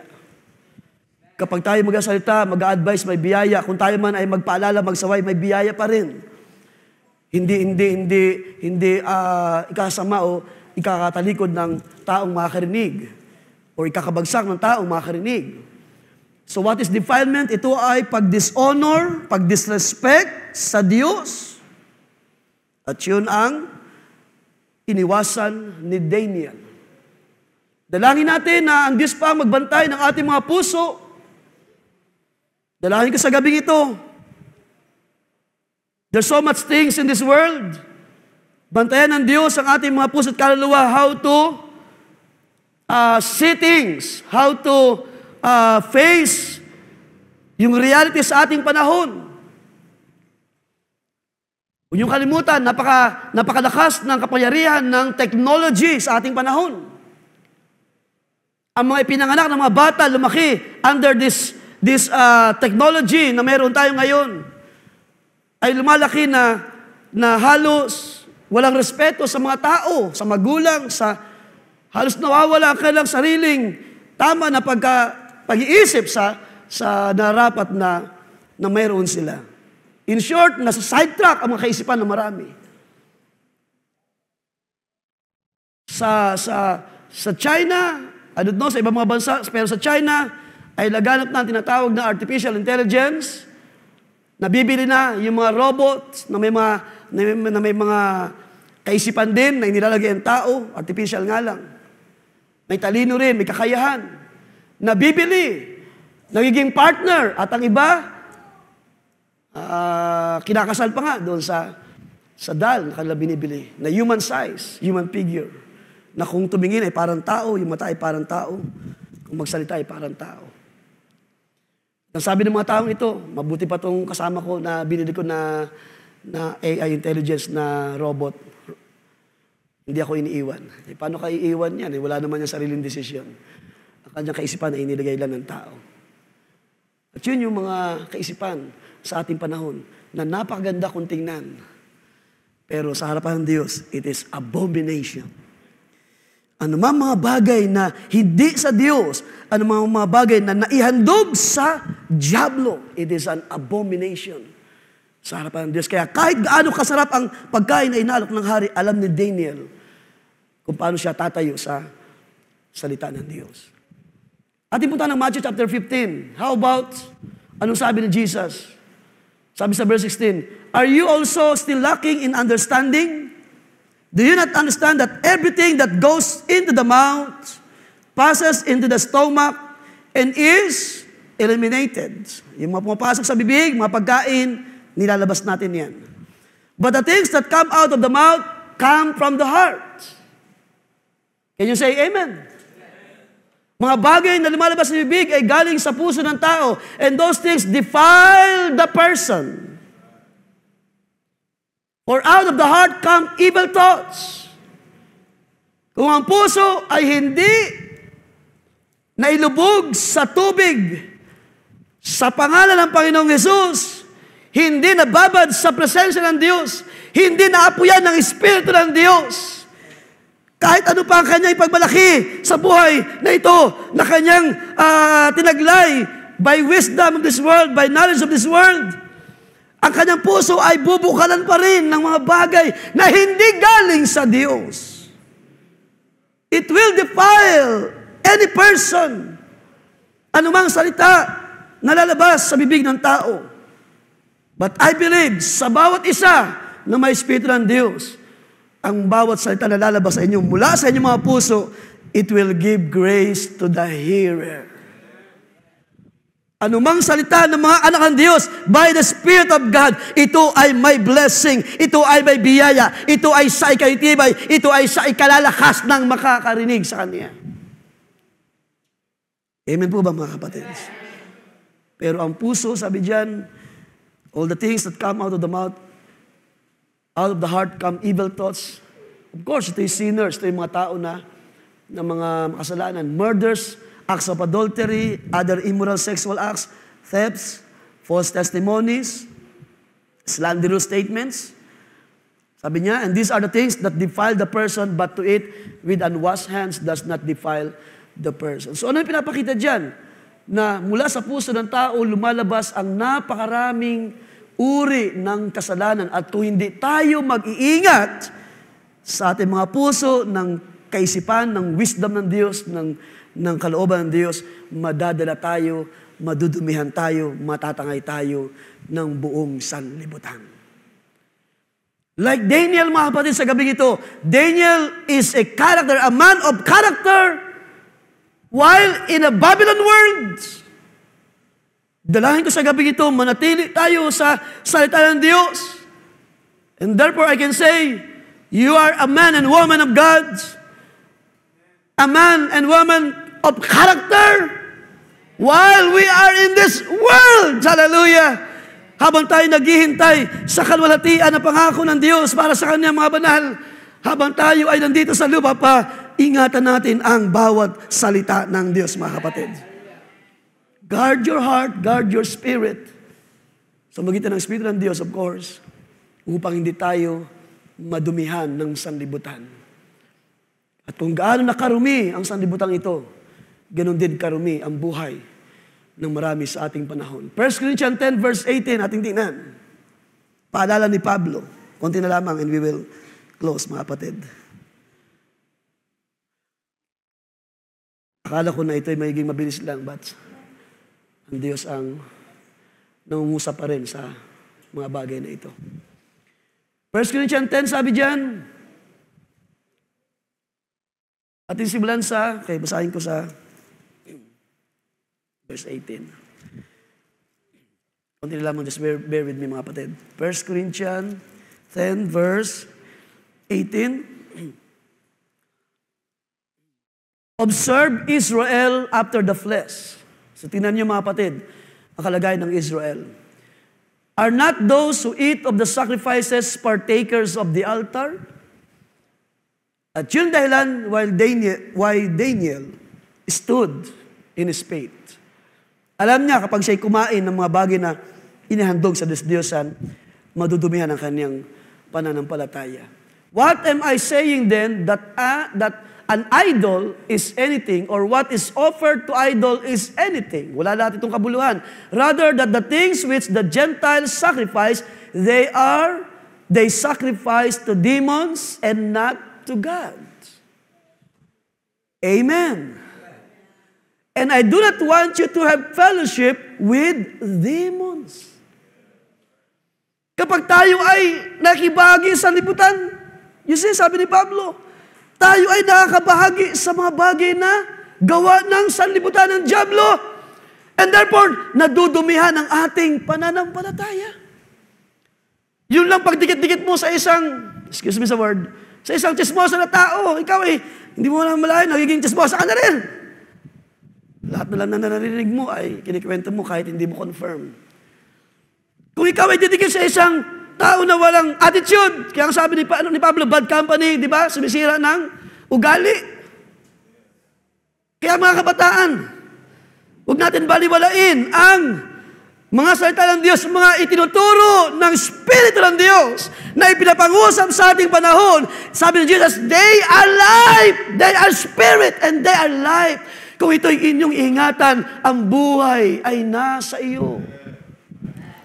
Ibig sabihin, hindi ka kayang dayain ng kaaway. Hindi ka kayang dalhin ng tangayin ng mga maraming gawa ng kaaway. Parang yung puso ay matangay. Hanggang sa malayo ka na sa fellowship, hanggang sa hindi ka na makita sa gawain ng Diyos. Mga kapatid, I just want to give you a reminder. Sometimes, ang paglayo sa fellowship ay hindi dahil sa mga kahinaan. Ito'y dahil sa iyong pagkain or pagpapartake ng mga bagay ng sanlibutan. Hindi nagkulang ang Diyos ng kanyang salita, ng mga paalala, ng mga pagtuturo. Nasa atin ang pagpapasya. Sabi ni Santiago, sa nakakaalam ng mabuti at hindi ginagawa, ito'y kasalanan sa kanya. And therefore, kahit sinasabi natin minsan, kahinaan ng laman o mga bagay na sinasabi natin, kahinaan ko kasi ito, pastor. No. Ikaw ay tinuruang lubos ng Diyos. Ikaw ay inayos. Ikaw ay ginagamit na nga supposed to be. Ginagamit, or ano pa ba mga bagay na bahagi sa ministry. But you choose to defile yourself. But not Daniel. Si Daniel ay may iningatang salita sa kanyang puso, not to defile his life. Kaya minsan, ang paglayo sa fellowship, sa mga gawain, sa paglayo sa kalooban ng Diyos, the reason why is because kumakain ka ng mga bagay ng sanlibutan. And you defile yourself hanggang sa isang araw, nawawalan ka na ng gana sa mga gawain ng Diyos. Kaya ito yung napakalaga, mga kapatid. na anumang mga bagay na inihain ng mga hintil, sabi sa verse 20, balikan ko lang, ay kailang inihain sa mga demonyo at hindi sa Diyos. Anumang mga bagay ng sanlibutan na hindi mo ito pinagkatiwala sa Diyos, kahit gaano ito man ito kabuti sa iyong paningin, pero hindi mo ipinaglilingkod sa Diyos, ito ay hindi mo inihandog sa Diyos at ito ay inihandog sa demonyo. That's a hard word. Napakabigat mga kapatid ng mga salita na ito. Kaya minsan, di ba nakakatwiran tayo, wala naman akong ginawang mali. Nagtatrabaho lang naman ako, ganito lang naman ang ginagawa ko. Pero nakalimutan mo, hindi na ang Diyos nalulugod at wala nang kalwalatian sa Diyos ang iyong mga actions. That's why this coming Sunday, Lord willing, just bear with me, mga young people. May mga bagay na pag-uusapan tayo. Verse 23, lahat ng mga bagay ay matuwid. Yan. Pwede sabihin ni Daniel, bakit? Masarap kaya yung iniluto ng hari. Sayang naman. Di ba? Pwede siyang manghinayang. Hindi ko pa natitikman yung the best, yung specialty ng tagapagluto ng hari na Nebuchadnezzar. It's my opportunity. Pwede pa niya sabihin sa 3 Hebrew brothers, this is our chance. Wala naman mga kakita sa atin, walang mga kapatiran, walang mga Hudyo na kasama nila. Pero sabi ni Pablo, lahat ng mga bagay ay matuwid, ngunit hindi lahat ng mga bagay ay, sabay-sabay tayo, nararapat. Lahat ng bagay ay matuwid, pwedeng matuwid sa ating paningin, ngunit hindi lahat ng mga bagay ay makapagpapatibay. Isipin niyo mga kapatid, kung si Daniel ay nag-decision out of his own decision, dahil gusto niyang maranasan, at ito'y malaman ng kanyang mga kapwa Hudyo na nandun, nahihirapan, doon tinotorture, hindi pinapakain, nandun pinapahirapan ng mga Chaldeans ng Babylon. At nakita si Daniel, kumakain ng pagkain ng hari, hindi ba't inutos ng Diyos na yan ay hindi dapat sa harapan ng Diyos? Ano mangyari? Imbis na ma-encourage ang bayan ng Diyos, lalo silang manlulupaypay.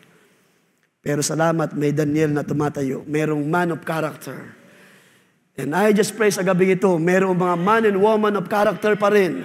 Sino sa inyo ang handa pa rin tumayo sa panampalatayang ito? Ipagtanggol pa rin ang panampalatayang ito. It depends what is the faith that was once delivered 2,000 years ago ay hindi mabahiran ng mga kaisipan ng tao sa ating panahon. Ingatan natin ang ating mga sarili, mga kapatid. Ingatan natin ang ating mga kaisipan. Hanggat maaari, bawasan ang pagbababad sa internet. Di ba? Totoo yan. Kahit nasa bahay lang, nakaupo ka lang maghapon, kahit di ka na lumabas, nasa harap mo na yung buong sanlibutan. Ay, mga tao, babad sa mga bagay ng lupa. Dalahin ko, isa rito ay mga man and women of God na hindi magpapadala sa offer ng sanlibutan. Sino ang kasama ko sa gabing ito, mga kapatid? Ang manalangin. Ang hihingi ng pabor sa Panginoon, bantayan mo ang aking puso.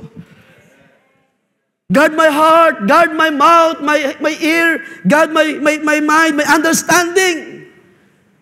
Be filled, sabi ni Paul, with the Spirit, not with the things of this world. Pag-alabin pa ng Panginoon natin mga puso. Magkaroon pa tayo ng desire, lumapit sa presensya ng Panginoon. Mauhaw pa tayo sa mga gawa ng Diyos. Sino nauuhaw sa gabi ito sa mga gawa ng Diyos? Mauhaw pa tayo na ang Diyos pa magpalaya ng mga tinatalikalaan ng dyablo, ang mga held captives ng mga espiritu sa kahanginan, ang mga pandaraya sa mga kabataan. Panginoon, tulungan mo kami. Hindi namin kaya magtagumpay. Ikaw ang aming pagtatagumpay. Hallelujah. Mangyari ang sabi ni David, my help comes unto the Lord. Hallelujah. Ang aking tulong ay manggagaling lamang sa presensya ng Panginoon. Oh, what a sweet Spirit of God. Daniel, decide what is the best for his, hindi lang para sa kanyang sarili, kundi para din sa kapakanan ng bayan ng Israel. At nakita natin, mga kapatid, nagsisimula lang tayo, God willing, it is a series. Ang mga bagay na ginawa ni Daniel ay naging malaking bahagi para ang mga anak ng Diyos, ang bayan ng Diyos ay manatiling ma-preserve sa panahon na yon. Marami pa tayong makikita sa Aklat ni Daniel, mga prophecy na may kinalaman sa ating panahon. May kinalaman why Daniel keep the words, keep the statue of his God, ang Diyos ng Israel. Dahil nagamit ni Daniel ang mga wisdom na yon para turuan ang haring Nebuchadnezzar. Para ipakilala, ipahayag, i-translate ang mga dreams, ang mga visions na pinakita sa mga panahon na darating while under the Babylon. So tayo magtatapos, mayroon pa pero siguro puntahan ko na lang, God willing, sa mga susunod na pagkakataon. Daniel is a man of character in a Babylon world. Dalangin ko, I pray sa gabing ito, you are a man, a woman of character in this world, in this sinful world.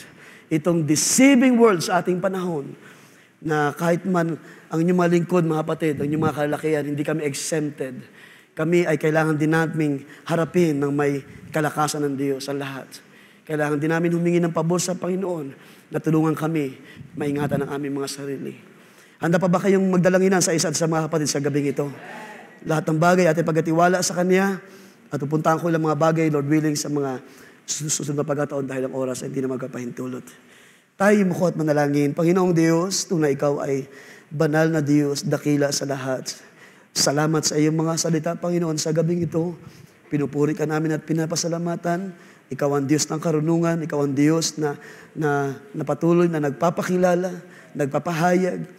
Panginoon, kahit man gaano katagal na ang panahon ng iyong likod na si Daniel at kasama ang 3 Hebrew brothers na ito, Diyos. Panginoon, damang-dama pa rin namin ang iyong lingap. Hallelujah. Nakita namin at aming na-enjoy pa rin, Panginoon, how you bless the life, Panginoon, ng buhay ng mga kabataan ito in their generation, O God. Oh, tunay na iyong pinangyayari ang iyong salita, na ikaw ay higit na dakila, hallelujah, na nasa amin, O Diyos, kaysa sa Kanya na nasa sanlibutan. Panginoon, pagpalain ka. Pagpalain ang iyong dakilang pangalan. Pagpalain ang iyong mga salita. I pray, O God, sa gabing ito na patuloy mo pa kaming itayo sa uling mga araw. Hindi biro ang mabuhay sa mandarayang panahon na ito, O Diyos. Kailangan namin ang wisdom na mula sa iyo. Kailangan namin ang karunungan na mula sa iyo. To distinguish, to know how to distinguish the things of this world. Kung ano yung mga unclean spirit at kung ano yung mga clean spirit sa aming panahon. Ang sabi ng iyong lingkod, Apostol Pablo, tried every spirit. Hallelujah. Aming subukin ang mga espiritu sa aming panahon. Kung ito'y sa Diyos, kung ito'y hindi sa Diyos. Help us, Father God. Tulungan mo kami, Panginoon. Keep your children. Keep this church, this ministry. Dalangin ko, Panginoon, ang iyong patuloy na gabay. Ang iyong mga salita ng buhay ay dalhin pa namin ingatan sa aming mga puso like Daniel, O God. Be praised, hallelujah, be honor, ay mabalik lamang sa iyo, Diyos. Kalwalatian ay sa iyo lamang. Kalakasan, kagalakan, lahat ng bagay ay aming maingit na binabalik sa iyo sa gabing ito sa tanging pangalan ng Panginoong Kristo Jesus. Everybody say, Amen and Amen. Ating palapakan ng Panginoon.